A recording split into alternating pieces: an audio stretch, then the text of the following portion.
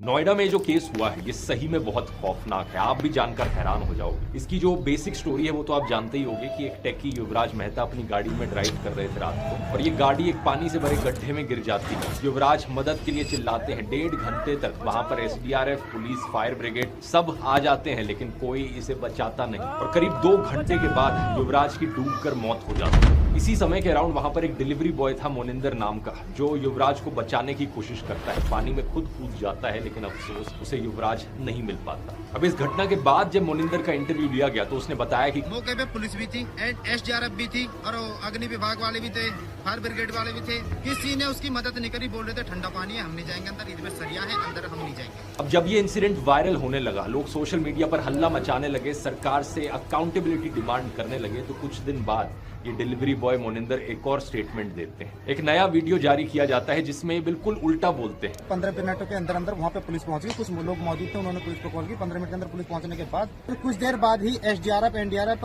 Fire brigade सब ही समय पर पहुंच चुके थे। उन्होंने पूरी मशक्कत के बाद लगभग कुछ समय बाद ही उसे बहुत जल्दी रेस्क्यू कर लिया था लड़के। अब आप सोचोगे आखिर सच क्या है। मोनिंदर से जब एक और बार फिर पूछा गया तो उसने फाइनली हिम्मत जुटाकर हिंदुस्तान टाइम्स को सारा सच बता दिया। उसने बताया कि कैसे पुलिस ने उसे थाने बुलाया, एक स्क्रिप्ट दी और जबरदस्ती पुलिस के फेवर में वीडियो रिकॉर्ड उससे करवाया गया। पुलिस ने उसे 4.5 घंटे तक पार्क में बिठा कर रखा था और धमकाते हुए कहा था 5-10 दिन के लिए गायब हो जाए। केस तो 2-3 दिन में मीडिया से हट ही जाएगा लेकिन तू तो यहीं रहता है। सोचकर देखो दोस्तों, सरकार एक तो कितनी निकम्मी है कि बेसिक फैसिलिटीज तक सिटीजंस को नहीं प्रोवाइड कर पा रही है और दूसरा जब सच सामने आता है तो गुंडों की तरह बिहेव करते हैं सच को दबाने के लिए। मैं आपको बता दूं, जिस सड़क पर युवराज ड्राइव कर रहे थे उस सड़क का डिजाइन देखो, ऐसे 90 डिग्री के एंगल पर कहीं किसी डेवलप्ड कंट्री में आपको कोई सड़क नहीं दिखेगी। पहले तो इतने घटिया तरीके से एक सड़क बनाई गई, दूसरा कोई बैरियर तक नहीं लगाया गया और तीसरा जब मदद की जरूरत थी ना तो वहां की एडमिनिस्ट्रेशन, पुलिस या फायर ब्रिगेड के पास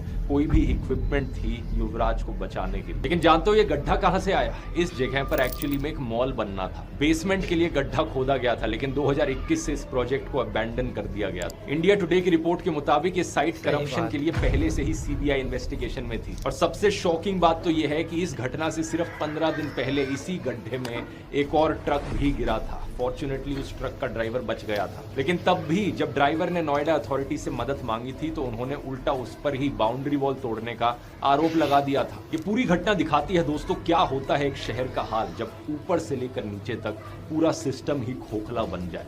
नोएडा में बीजेपी की ट्रिपल इंजन सरकार है, ऊपर से लेकर नीचे तक सब कुछ बीजेपी के कंट्रोल में है। यहाँ तक कि नोएडा की डीएम पता है कौन है? ज्ञानेश कुमार की बेटी।